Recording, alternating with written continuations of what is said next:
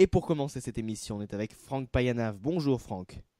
Bonjour Martin, bonjour à tous. En duplex du bureau C'est l'Info de Pau. Franck, vous vous êtes intéressé cette semaine à la situation des prisons françaises. Oui, effectivement, les personnels pénitentiaires qui sont en grève depuis maintenant une dizaine de jours, on a voulu parler, tout simplement comprendre cette situation. Alors on s'est penché sur le cas de la prison de Pau. Pour vous la présenter rapidement, la prison de Pau, c'est 178 détenus avec une soixantaine de personnels chargés de la surveillance, dont 9 gradés. Ils sont en grève depuis une dizaine de jours. Ils ont organisé des rassemblements, ils ont organisé également des blocus, ils sont fait expulser par les forces de l'ordre en début de semaine et en représailles, ils se sont tous mis en arrêt maladie et en plus de cela, le lendemain, une de leurs collègues a été agressée alors qu'elle faisait partie de l'équipe de nuit. Lors de l'annonce des arrêts maladie, elle avait dû quand même embaucher pour une journée de 22 heures, grosse journée, donc agressée par quelqu'un connu des services. Le bilan, 5 jours d'ITT et elle est extrêmement choquée encore aujourd'hui de cet incident. Oui, et justement à ce propos, vous vous êtes déplacé justement et vous avez pu interroger quelqu'un à ce sujet.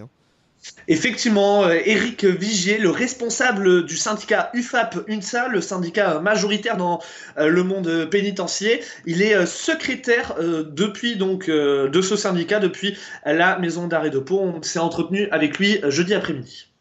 Première question pour commencer, assez simple. D'où part cette situation? Quel est le motif de cette grève? Donc ça part déjà de nos collègues qui dans la prison de Vendin-le-Veil se sont fait lâchement agresser par un détenu radicalisé. Donc on connaissait la dangerosité de ces personnes-là qu'on a sous notre garde. Et effectivement c'est parti de là parce que c'était finalement la goutte d'eau qui a fait déborder le vase au niveau de la sécurité dans les établissements. Comment vous expliquez cette situation de blocage dans le dialogue entre vous, le personnel pénitentiaire, et votre ministère? C'est simple, c'est que il y a longtemps déjà que la plupart d'entre eux ne sont pas sur le terrain. Déjà, ils ne connaissent pas forcément non plus les structures des établissements, ils ne connaissent pas forcément non plus son personnel. Donc en fait, toutes les décisions qu'ils prennent se font à contresens de ce qui se passe dans les établissements. Donc si on reste sur la sécurité, effectivement, le fait d'avoir enlevé une certaine autorité au personnel et puis de donner plus de droits aux détenus, on fait qu'on en arrive à cette situation maintenant. Justement, les détenus, ils ont tenu à exprimer un petit peu leur agacement parce que dans certaines prisons, vu que le personnel est en grève, il n'y a pas de visite. Dans certaines prisons, y compris à Pau cette semaine, certains d'entre eux ont décidé de faire, on va dire, une certaine grève en ne regagnant pas leur cellule. Est-ce que vous comprenez l'agacement des prisonniers ? Alors, on peut le comprendre effectivement, mais il n'empêche que si on prend le cas de Pau déjà pour commencer, effectivement lundi soir, suite au fait qu'on ait bloqué les parloirs, les détenus ont refusé de réintégrer de la promenade. Il s'est passé la même chose hier soir, ils ont réintégré, il était 20h30 de mémoire, leurs cellules. Après oui, effectivement, ils sont un peu, du moins les familles, on va dire, sont un peu pris en otage dans ce dispositif-là de mouvement, effectivement. Mais on n'a que cette solution pour se faire entendre, malheureusement. Après, si on prend le cas dans les autres établissements, si on prend le cas de Marseille, qui est quand même une grosse structure, les Baumettes, les familles étaient avec le personnel quand même. Faut le savoir, les familles étaient avec le personnel devant les portes. Donc, comme quoi, même les familles peuvent comprendre notre situation. Et c'est le cas aussi à Pau. En début de semaine, vous aviez réalisé des blocages avant d'être expulsés par la police. Est-ce que les familles comprennent aussi votre situation ? Alors elles comprennent, mais effectivement, le fait de ne pas voir leurs proches, ce que je peux comprendre, forcément elles vivent aussi des tensions, ça on peut le comprendre. Mais comme je vous dis, après à l'intérieur de la détention, les détenus eux-mêmes, là actuellement c'est les forces de l'ordre qui sont à l'intérieur de la structure de Pau. Et je pense qu'ils vont leur tarder de nous revoir à nous parce que je pense qu'ils ont le strict minimum et généralement ça ne se passe pas toujours bien avec les forces de l'ordre à l'intérieur, tandis qu'avec nous effectivement c'est des rapports qui sont autres. Donc je pense que mine de rien ça doit peser aussi dedans, effectivement. On en est où de la situation? On est jeudi, alors on enregistre cet entretien. Comment en est la situation pour votre grève? La situation, c'est que là, à l'instant, donc il y a une heure de ça, on a eu un nouveau relevé de conclusion qui a été fait par la garde des Sceaux. Donc ça va être étudié par la base. Et chaque établissement, chaque syndicat va donner son opinion là-dessus. Moi, le peu que j'ai pu en voir pour l'instant, et finalement, c'est la même enveloppe budgétaire, mais qui est répartie différemment. Donc finalement, ça apporte rien de plus. Voilà, si on me demande mon avis actuellement, non, ça n'apporte rien de plus.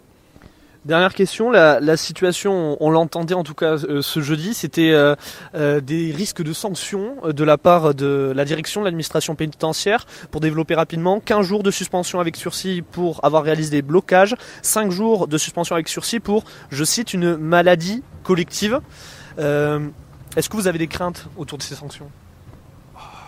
Des craintes, oui, on peut s'interroger. Après, pour moi, en tout cas, c'est pas la bonne solution. Ça veut dire toute la détresse aussi de notre administration, parce qu'effectivement, sanctionner les agents alors qu'ils sont devant les portes pour dénoncer le manque de sécurité, le manque de moyens, le manque de personnel, et comme seule réponse de l'administration, c'est de mettre les sanctions, quelque part, ça prouve leur faiblesse et qu'ils n'ont rien à donner en plus.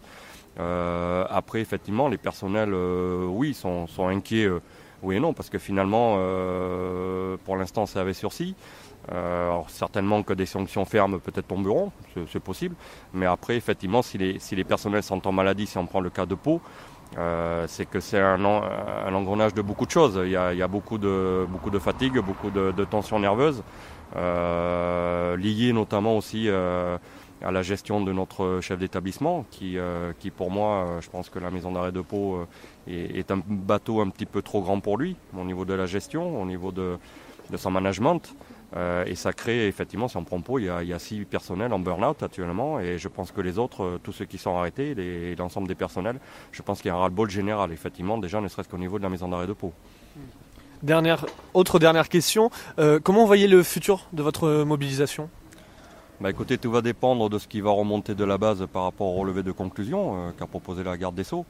Mais effectivement, je pense que si ça ne bouge pas dans le bon sens avant la fin de la semaine prochaine va être très compliquée, parce que je pense que les forces de l'ordre, eux aussi, en ont un peu ras-le-bol. S'ils sont à l'intérieur des structures pénitentiaires, ils ne sont pas dehors à faire leur boulot principal, on est bien d'accord. Et même eux en ont marre. C'est effectivement d'être à l'intérieur d'une structure pénitentiaire, c'est pas leur job.